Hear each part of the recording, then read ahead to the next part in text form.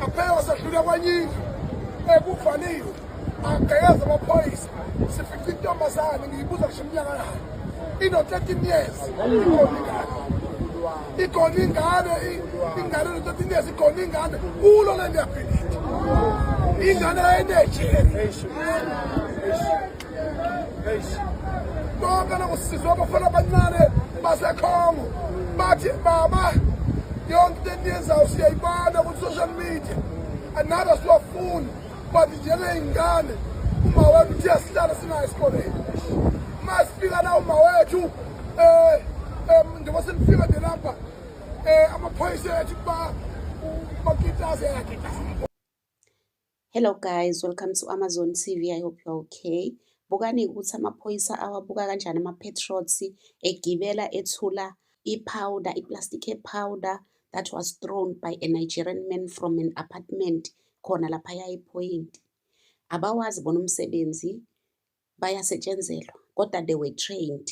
Ama-patriots akwazile ukubona ukuthi this Nigerian man is throwing i-plastic ya something. Okuthe mangabe itholakala le plastic watholakala ukuthi ne-powder phakathi. But if this police were there alone, bebengeke beze bekwazi ukuthi bebone, or maybe babonile because of nje vele i-friendship abanayo nama-powder sellers, they will just ignore it or take bribe as usual. But ama-patriots akwazile and they forced them ukuthi ba-arreste these powder sellers. Let's watch, guys.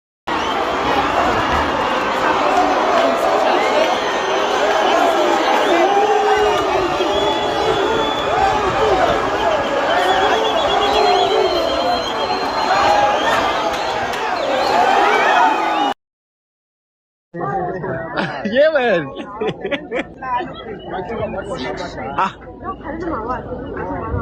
Hey.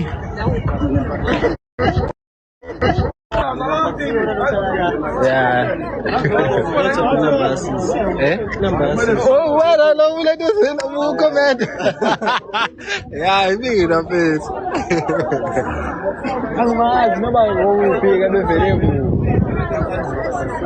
Yeah. So these are Nigerian powder sellers asebeboshiwe because ama-patriots forced the amaphoyisa to arrest them.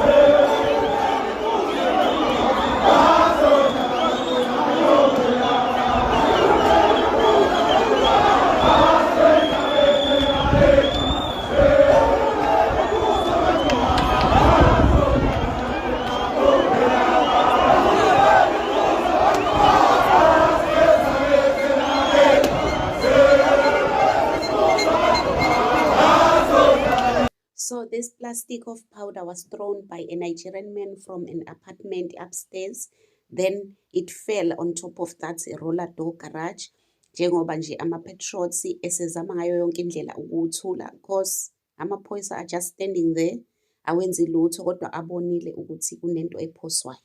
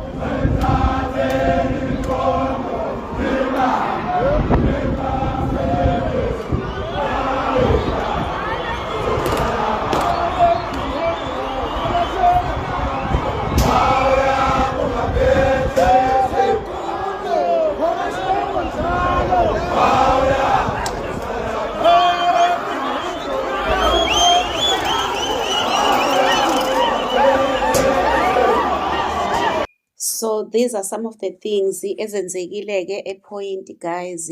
And niyabona ukuthi izwe lethu if bebesinika i-chance ukuthi as ama-patriots senze umsebenzi silekelele, hayi lento yokuthi bese sitshela ukuthi we are not trained. Why are they not training us? Even to guard ama-border from iDudula icela ukuthi train us, we can help you to guard there. Angeke silwe namuntu, angeke senze lutho olungaphandle olungaphandle kokwenza umthetho. I-March and March is the same thing, bayacela onke ama-patrols ayacela ukuthi please train us ngoba nithi niyashodelwa ama-resources aninawo, asifune mali. Abophakela umthakathi angazi ukuthi ngingabala ngithini, but abafuni because they want these illegal immigrants to continue to stay in South Africa. Guys, thank you so much for watching. Don't forget to subscribe, to like and share the video. Love you guys. Bye.